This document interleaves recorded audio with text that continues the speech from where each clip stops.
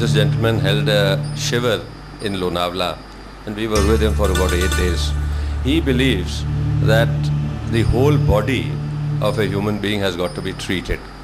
And to remain fit, you must exercise the whole body. Every part of your body needs to be exercised. And that is why he has devised a complete set of asanas, which you do repeatedly, say 8 times, 5 times, 10 times, whatever amount of time you have. Each asana has got to be done, say a number of times. We exercise our fingers of the hands. Close the fist, open, stretch.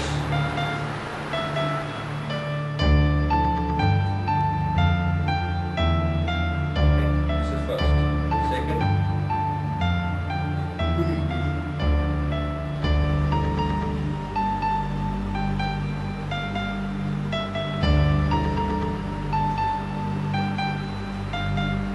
Third.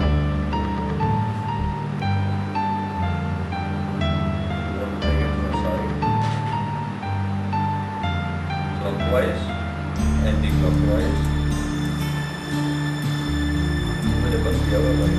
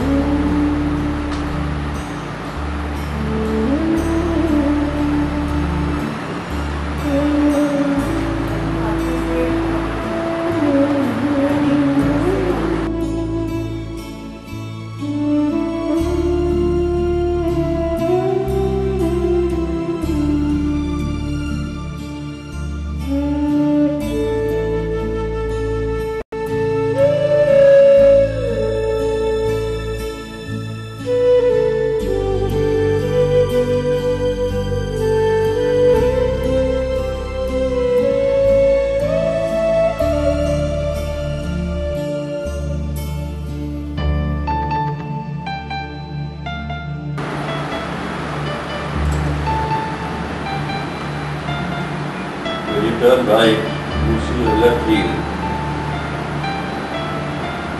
Turn left, see your right heel.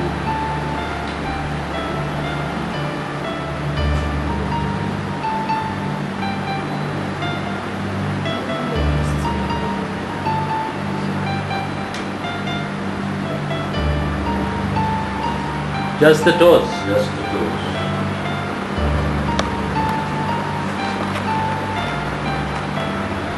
You want to take the toes up?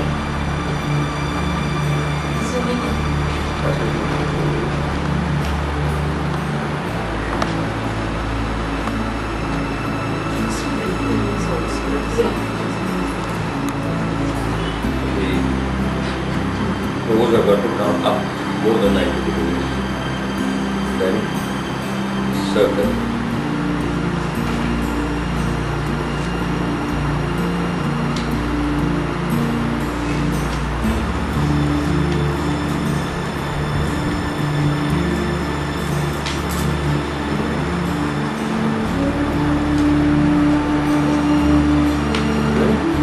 Now, circle.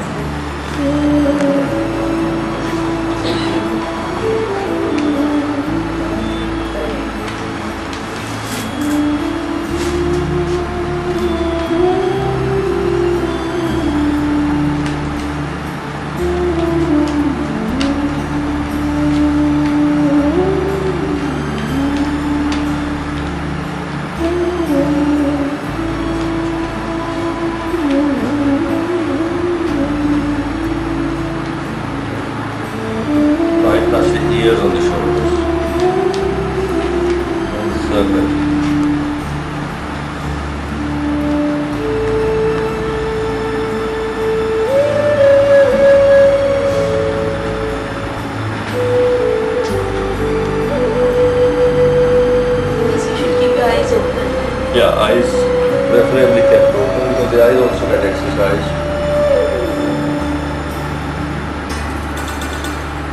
Okay. Now,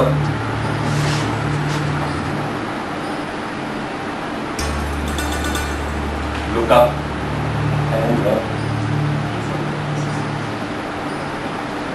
Then legs more apart. And again.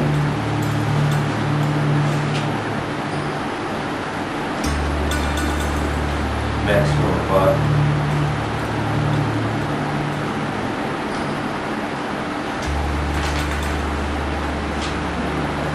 Then we have the chakki.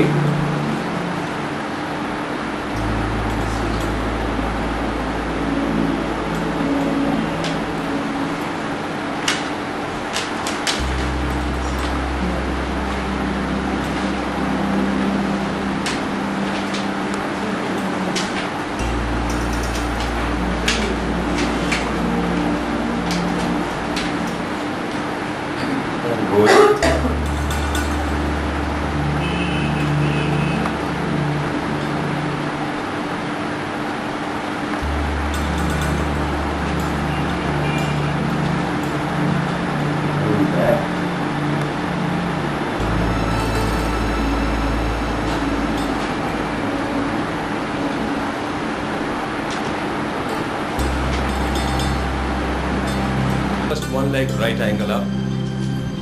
Right angle up, yes. Lovely. Same leg repeated as many times you want to do.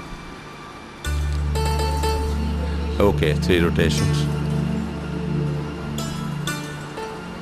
And now the other leg. Yeah, the other leg up.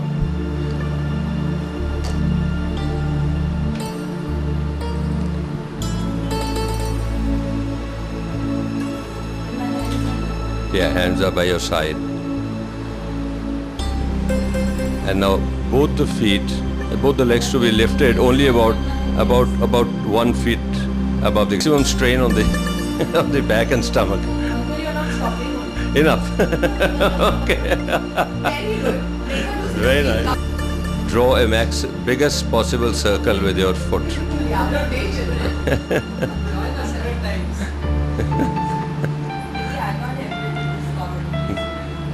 Yeah, now opposite direction, anti-clockwise. Yeah, keep your knees straight.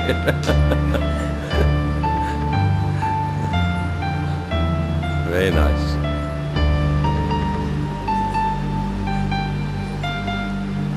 Now the other leg.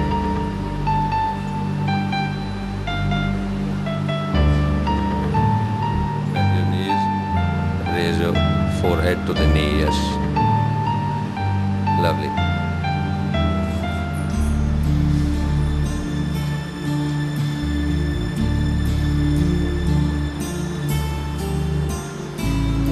Now both the legs together.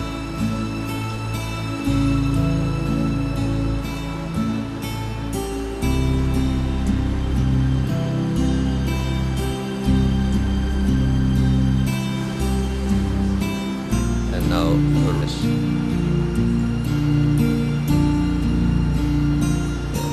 Give it a little more movement, little more. That is it. And do it again.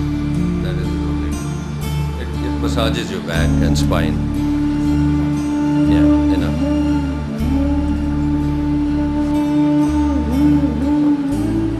Now you can turn your body completely and see your left heel when you're turning right. Yeah, that's absolutely, yeah, you can bend your legs also. Enough. That's good. Now the other side.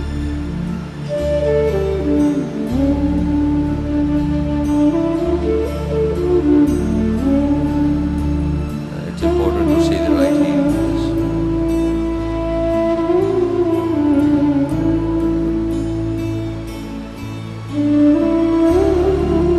Put your chin in your hands.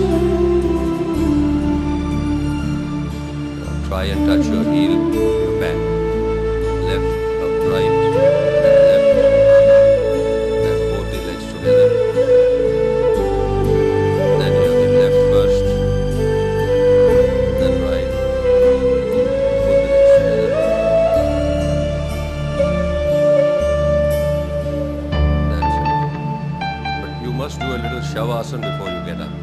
Now this is called Mahat Pranayam, M-A-H-A-T, Mahat.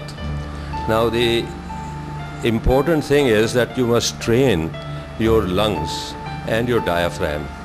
Now diaphragm is an auxiliary breathing system that nature has given us. When a child is born, the child breathes through the diaphragm and not through the lungs. You'll see the child's stomach moving up and down while breathing. Now nature wants that system to be activated, which we make it sluggish due to not using it.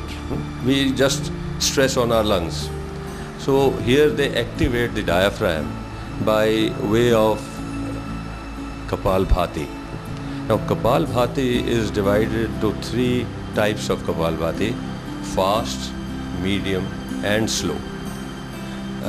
The Kapalbhati, when you do Kapalbhati, the diaphragm presses on the lungs. Now lungs also are divided into 3 parts: the upper lobes, mid lobes and lower lobes. Normally we breathe through the upper lobes and that is all. The mid lobes and the lower lobes, there is stagnant air lying there for years together, which doesn't get cleansed. The moment you do this Kapalbhati, you clear your lower lobes of the lungs first, and then naturally fresh oxygen and fresh air comes into it and your whole blood chemistry changes. It improves. You can check your blood today, and after a month of doing this, if you take your blood count, you will find your red blood cells have gone up. This is what happens with it, because you keep on getting fresh oxygen, your whole lung operates, your system, your even intestines start operating better. With this Mahat Pranayam, it is known that you also get some extra human capabilities. One thing they say that you remain perpetually young. Secondly, you don't die on a sick bed. You never bedridden when you die. So you will be active all your life. People who do this pranayam, Mahat Pranayam. Now, but it is important that you train your lungs first before you go on to the ultimate pranayam. I'll first show you what the Kapalbhati is. Then there is a pranayam by remote control, by which we operate the lower lobes of the lungs with a mudra, then the mid lobes and then the upper lobes. So that all these 3 are operated with certain mudras. The Pran Shakti goes into those various parts of the body. The lower lobes help the body's parts below the navel. When you do pranayam with the lower lobes, you will be sending your Pran Shakti to the lower parts of your body. When you do the pranayam, the mudra for the mid lobes operate more. It helps your body between the navel and the neck. Then the upper lobes help the body between your neck and your head. That is how it has been described. So we will start with the Kapalbhati now. The Kapalbhati is done either sitting on a chair or sitting in the Sukhasana or Padmasana, or you can even do it in Vajrasana. Vajrasana is the best. Anybody who can sit for long in Vajrasana, that is ideal. You can even do this while walking. You can do that. So the first important thing here is to generate a sound from the throat, which is very important, lower throat. That causes friction inside the system and generates energy. And we breathe fast only with, we just breathe out. We don't breathe in at all. It's automatic. The taking breath in is automatic. Just say this.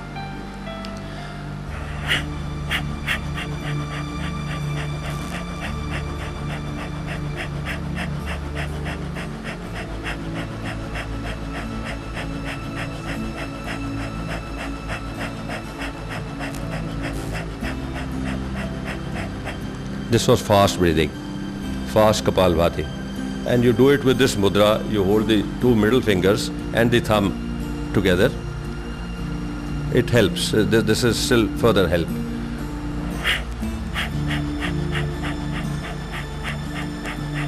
Now if the beats are small, the speed will increase. If you have fast, hard beats, stronger beats, then the speed won't increase, the speed will go down. Now the next speed is this, medium.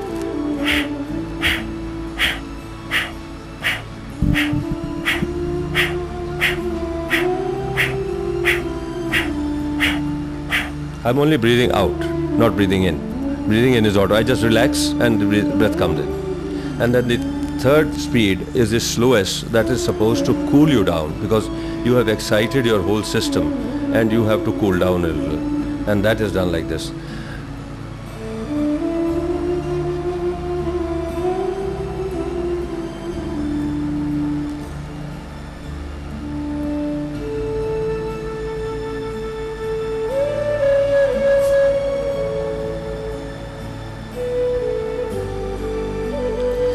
One long exhalation, slow, steady speed, as long as you can reduce the speed and exhale through the throat. And you have to generate that sound through the throat. Exhalation is through the nose, but the throat generates the same sound. Evidently the sound will go reduce.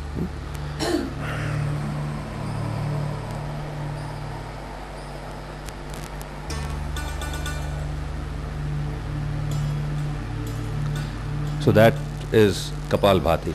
Now this has to be done for about 10 minutes. 3, 3 and maybe 2, or 4, 4 and 2, something like that. You just have do it for 10 minutes. That is more than enough. Now it is your lungs remote control. This is the pranayam starts with remote control now. So we are going to breathe through the lower lobes of the lungs with this mudra. It helps to breathe more through the lower lobes. So we breathe in fast and breathe out slow with the same sound generated in the throat.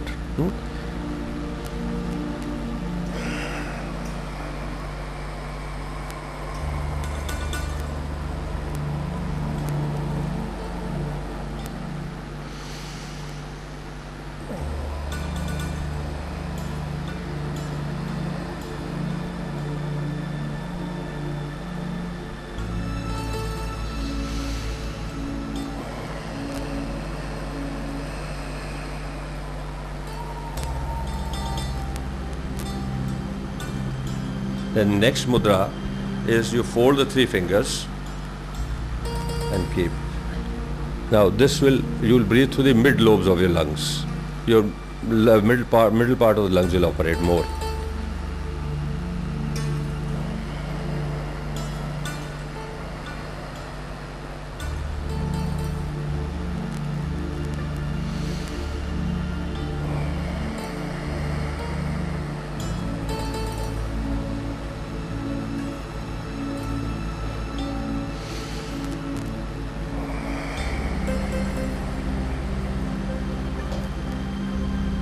The action is the same. You breathe in fast, breathe out slowly, generating a sound. Then the third mudra is this, for the upper lobes of the lungs. You just close your fist with your thumb in.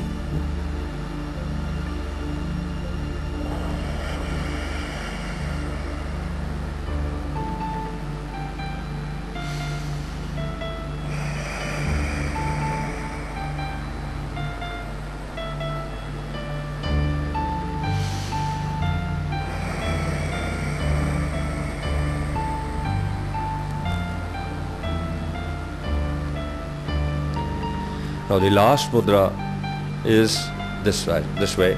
You close your fist, hold your knuckles together and your elbows out, chest forward, shoulders back, and again you breathe. Now this is the whole lung is operated like this.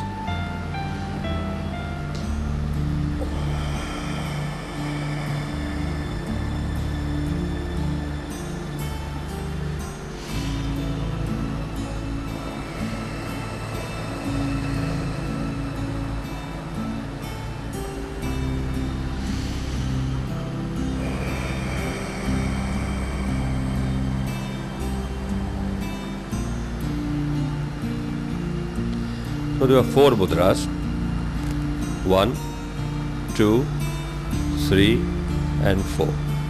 Now this way you train your lungs to retain the stress that you are going to get, the strength that you are going to get while doing Mahat Pranayam. Now we come to the Mahat Pranayam. Now in Mahat Pranayam, you have to activate your rectum. You've got to pull up your rectum. For that you must practice day in and day out, any time in the day, sitting, walking. If you keep moving your rectum up and down, you generate a lot of energy in your system. This is an organ which is a seat of your and maximum energy is seated over there. This is just dormant. If you activate it, it helps you a lot. So we have to operate with the rectum. Then we first do the Kapalbhati, and we have locks. We lock the chin, lock the air in the chest, lock your rectum up and hold the breath. Then we release the chin, release the, still holding the rectum up, release the air slowly from the lungs, generating the sound, and then holding the breath out while you're holding the rectum up as long as you can, and then you breathe in. Now that is a cycle, sequence. I'll do it once and show it to you.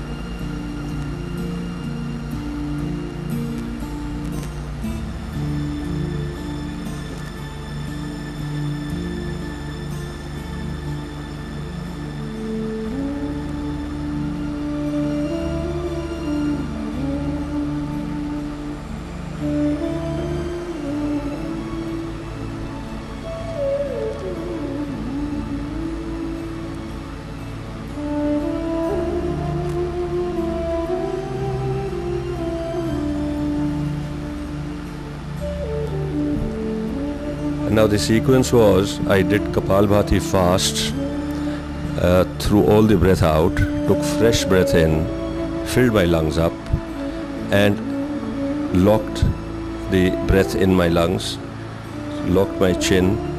I pulled up my rectum and stayed there as long as I could. I could hold the breath. Once you feel you can't hold the breath anymore, then you slowly release your breath and empty your whole lungs and keep the breath out. Don't breathe in, still holding your rectum up. And then when you think you can't hold more, then you slowly breathe in and release your rectum. That is the system. ठीक है, she is doing Kapalbhati now, fast speed, generating a sound. ये 25-30 बार करनी है Kapalbhati, and then you breathe out now, fast, yes, and breathe in fast, and lock. Now pull up your rectum, hold your chin down as long as you can. Don't create too much tension in your system, just relax a little. And when you think you can't hold more, pull up your chin, slowly release your breath, keeping your rectum up, and keep the breath out now. Don't breathe in. And now pull up the rectum more. Yes. And then breathe in. And release. Release the rectum. So that is one cycle. And one could do this 5 times. That is very good. Gradually you can increase it to 10 as well. But don't do it too many times because it generates too much heat and energy.